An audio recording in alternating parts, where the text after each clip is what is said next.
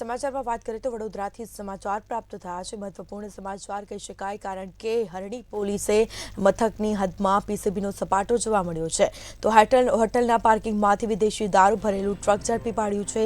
તો બીજી તરફ દારૂના જંગી જથ્થાની ડિલિવરી થાય તે પહેલા જ ટ્રક ઝડપાઈ હતી।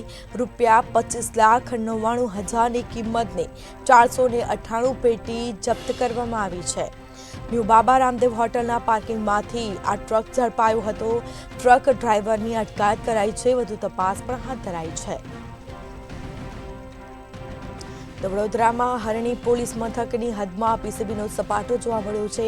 કાર્યવાહી કરવામાં આવી છે। હોટલના પાર્કિંગમાંથી વિદેશી દારૂ ભરેલું ટ્રક ઝડપાયું હતું અને જેમાં દારૂના જંગી જથ્થાની ડિલિવરી થાય તે પહેલા જ ટ્રક ઝડપી પાડવામાં આવ્યું છે। મુદ્દામાલ પણ કબજે કરાયો છે અને ટ્રક ડ્રાઈવરની પણ અટકાયત કરી લેવામાં આવી છે અને આ મામલે વધુ તપાસ હાથ ધરાઈ છે। તો ન્યૂ બાબા રામદેવ હોટલના પાર્કિંગમાંથી વિદેશી દારૂ જપ્ત કરવામાં આવ્યું છે। ₹25,99,000ની કિંમતની 498 પેટી જપ્ત કરવામાં આવી છે।